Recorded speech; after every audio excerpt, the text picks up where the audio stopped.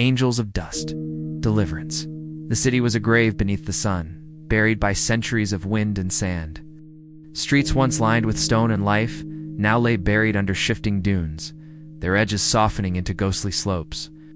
Buildings leaned like weary giants, their windows dark hollows staring blankly at a sky choked with ochre haze. Every gust carried a whisper, a sigh, a hint of lives lost long ago. Settling into the bones of the sand, the ruins, and the very air, her boots scuffing against grit that tasted of iron and forgotten dreams.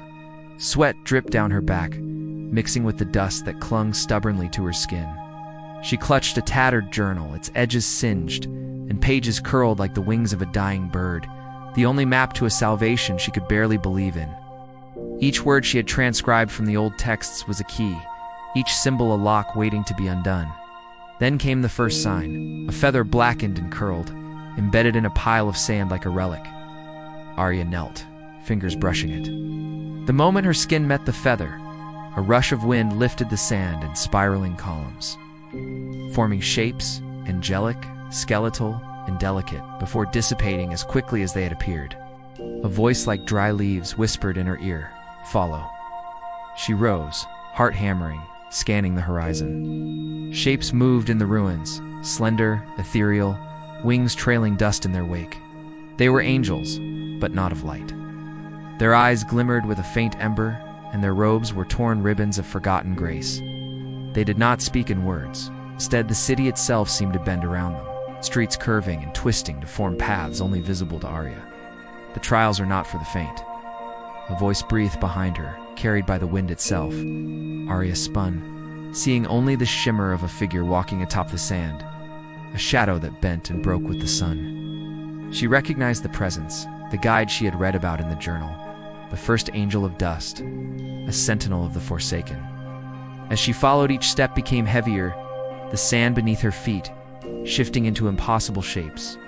Stairways leading nowhere, archways that opened to walls of sunlight, and mirrors of sand reflecting not her face, but 1,000 fragments of failure and regret. Every illusion tugged at her resolve, testing the weight of her faith. Her thoughts threatened to unravel, a storm of doubt and fear whispering she was unworthy, that the angels of dust would claim her for their own. Hours, or was it days, passed. The air thickened, fine particles scratching at her lungs, and the ruins seemed to breathe. Then came the first trial. From a collapsed plaza rose a mound of sand shaped like a coiled serpent. Each segment a mirror reflecting her deepest sins, the lies she had told, love she had forsaken, the betrayals she could not undo. It hissed silently, eyes of glass staring into her soul. Arya felt her knees buckle, but she whispered to herself, "I am more than my fear." She stepped forward. One by one, the mirrors cracked beneath her touch, splintering into dust that rose and swirled into the sky. The serpent shrieked in a soundless wail, and the sand beneath her feet trembled. When the echoes subsided, the angels of dust hovered close, their wings brushing the remnants of sand with sparks of fading light. The next trial was quieter, more intimate.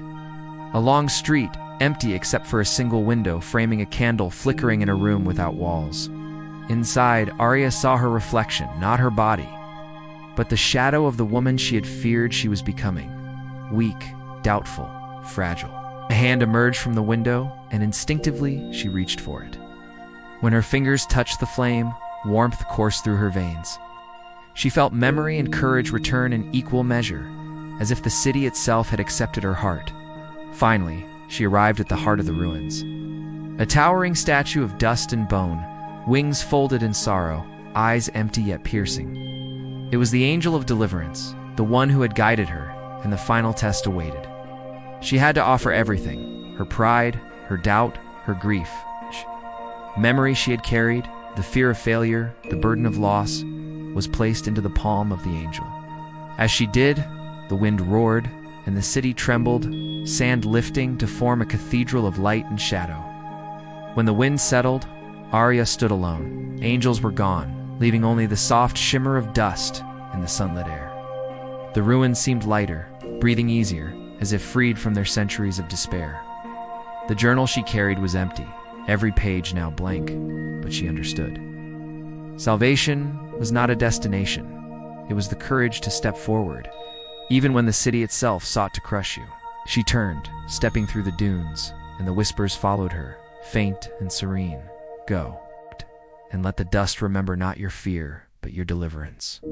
The sun dipped below the horizon, painting the sands in gold and crimson, and the city of dust seemed to sigh, waiting for the next soul brave enough to follow its angels through the ruins.